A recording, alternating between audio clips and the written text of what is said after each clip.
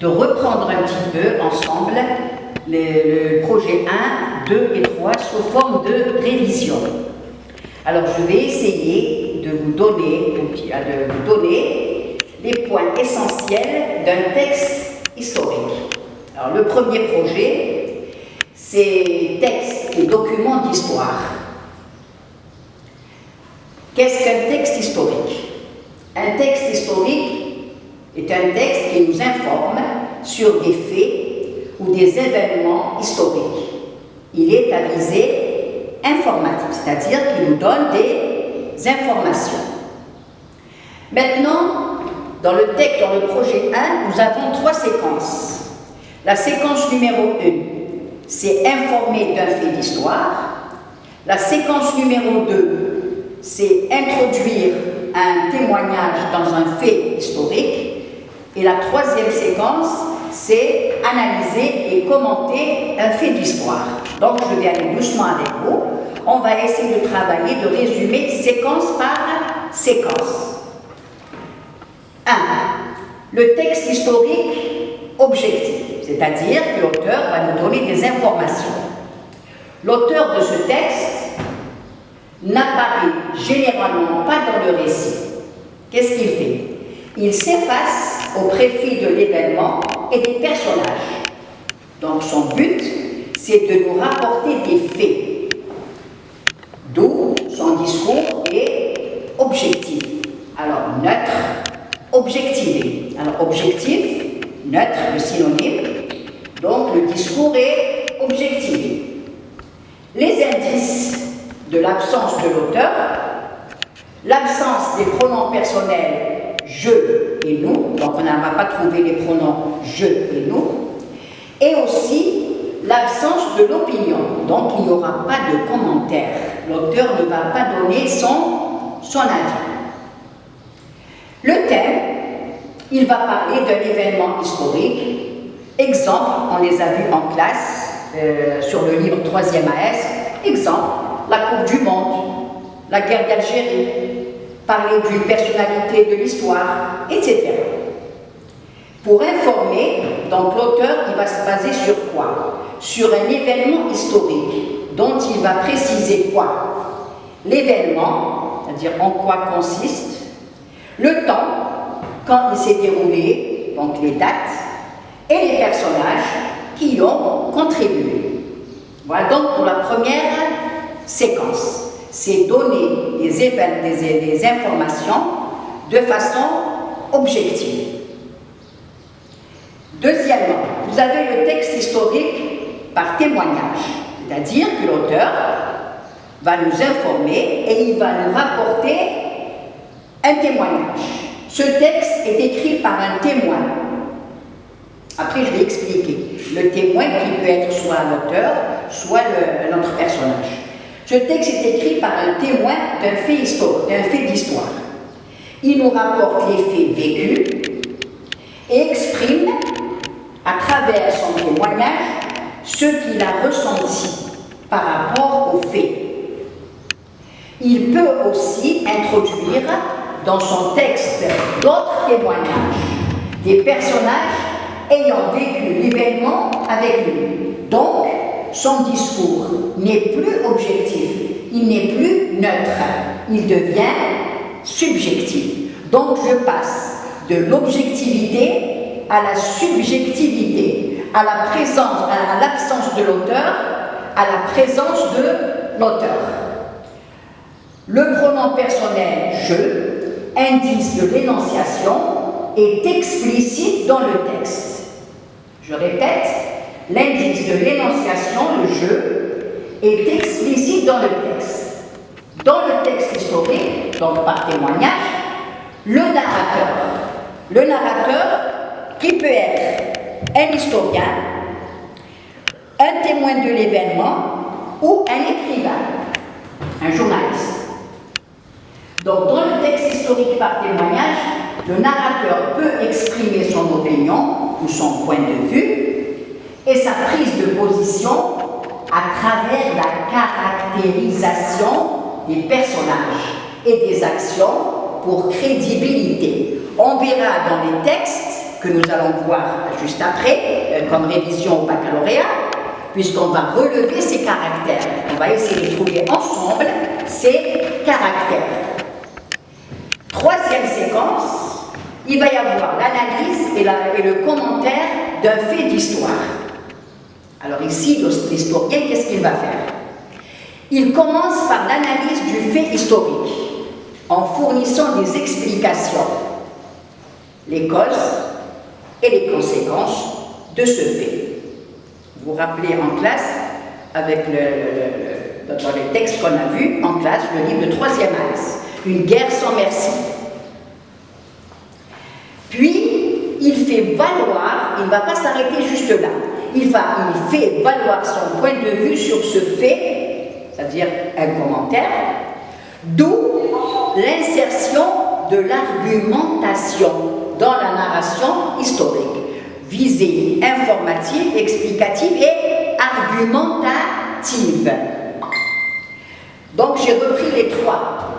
Séquence 1, la séquence 2 et la séquence 3. Avec des textes qu'on va étudier différemment.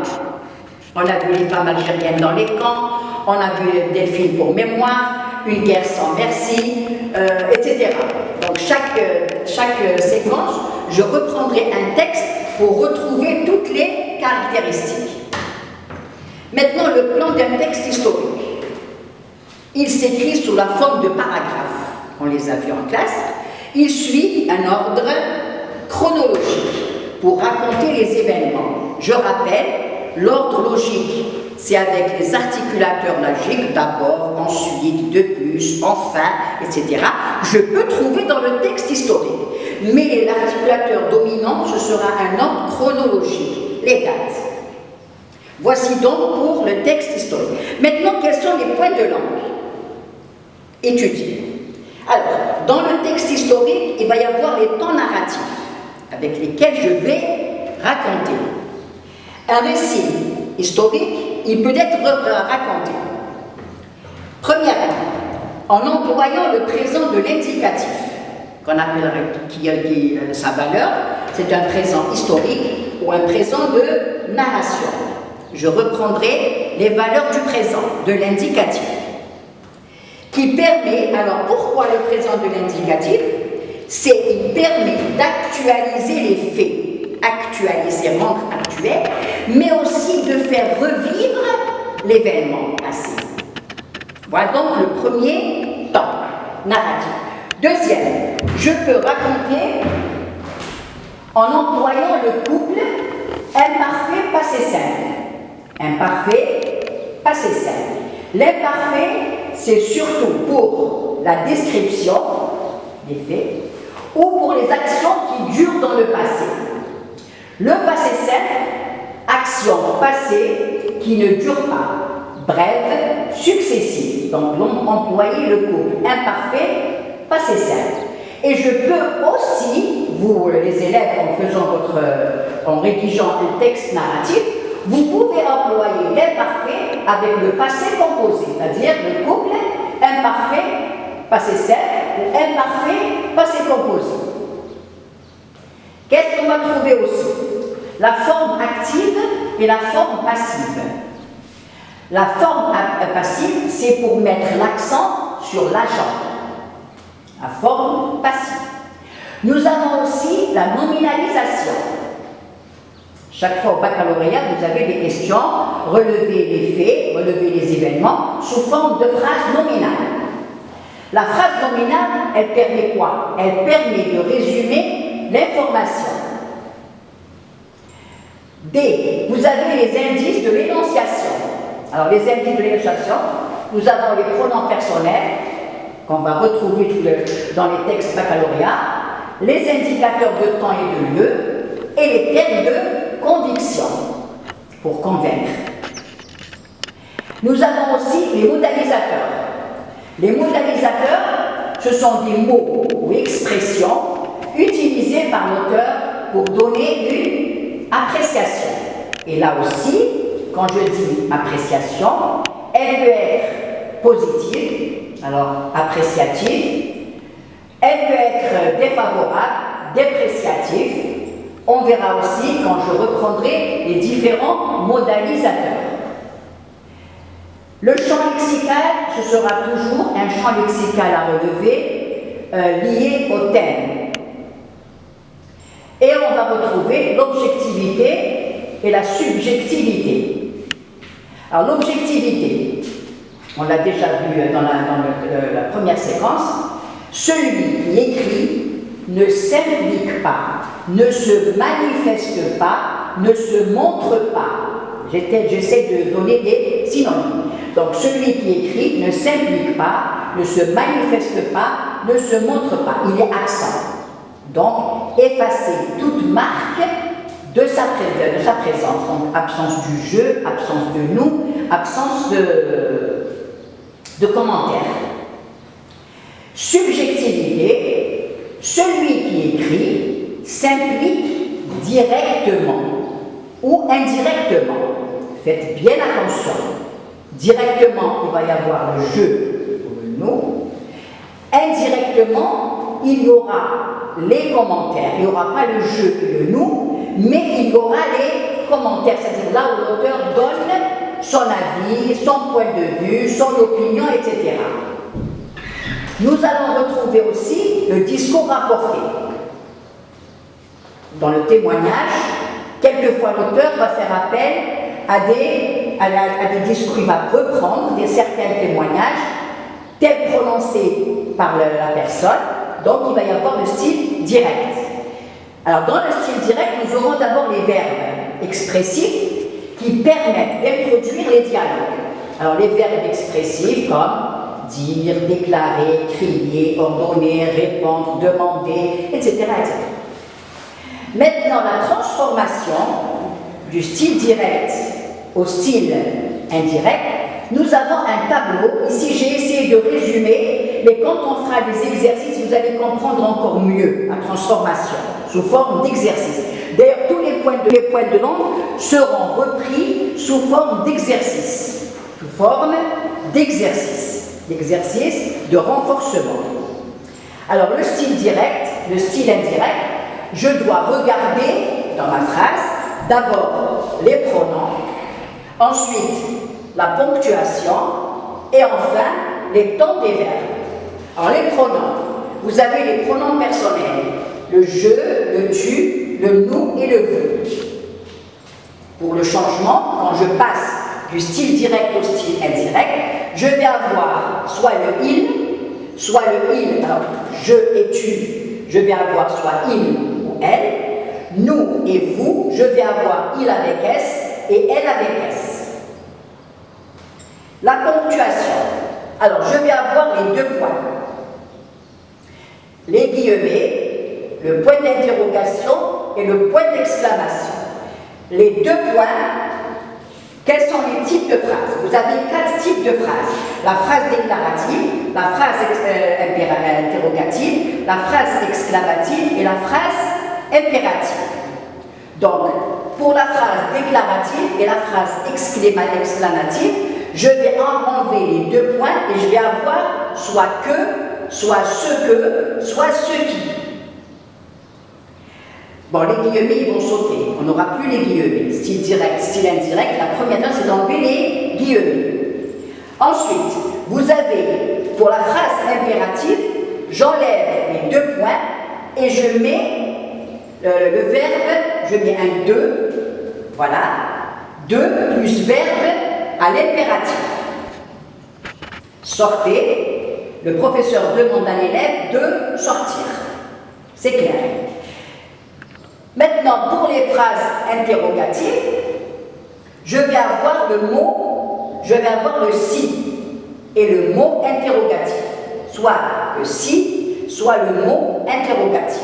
Le point d'exclamation, je vais avoir un point. La phrase au style indirect se terminera toujours par un point.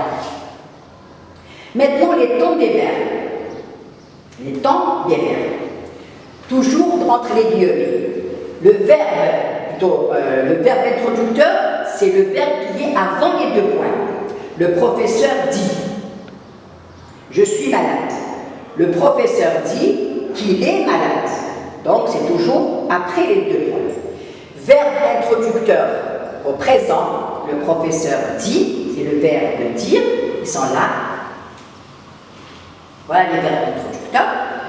Le verbe introducteur est au présent de l'indicatif. Aucun changement de temps du verbe. Le professeur dit « je suis malade ». Le professeur dit qu'il est malade. Pas de changement. Maintenant, le verbe introducteur est au passé. Alors, quand le verbe introducteur est au passé, il va y avoir le changement de temps. Changement de temps.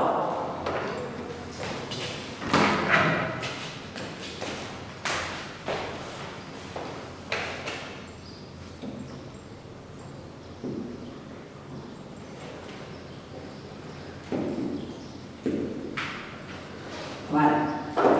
Changement de temps. Alors, je donne à peu près les temps qu'on doit retrouver.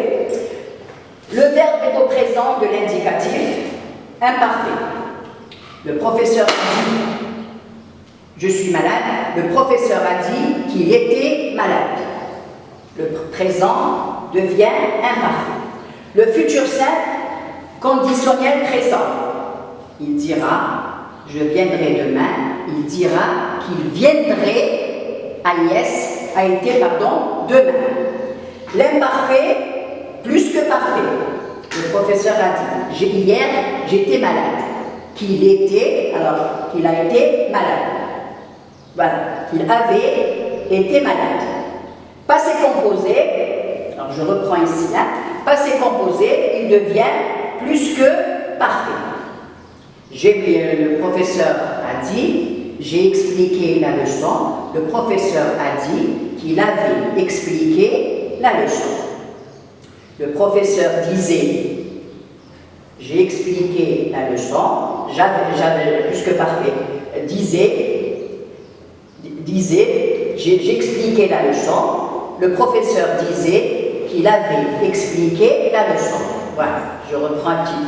Voilà donc pour le style direct. Donc ici, j'ai repris les trois séquences, les points les plus importants à retenir, les points à retenir. Maintenant, qu'est-ce qui nous reste dans la prochaine séance? On va essayer de revoir, de voir pour le texte historique, les différentes questions, la plupart des questions qu'on peut avoir, les questions les plus fréquentes qu'on peut avoir à l'examen. C'est surtout, un petit peu, je reprends ici, c'est le genre, le type de texte ou le genre de texte, les substituts, à quoi renvoie, est-ce que l'auteur il est présent, justifiez votre réponse, etc. etc.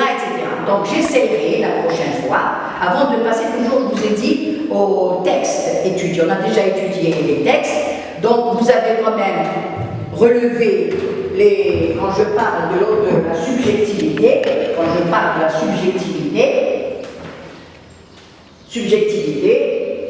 quand l'auteur s'implique directement, alors le vocabulaire, on verra le vocabulaire positif et le vocabulaire négatif. Donc le vocabulaire négatif et le vocabulaire positif pour exprimer ses sentiments, etc.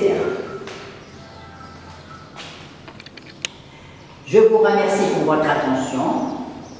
Je m'adresse aux élèves 3e langue, 3e lettres, 3e année scientifique, 3e année gestion et 3e maths. Bon courage, à la prochaine.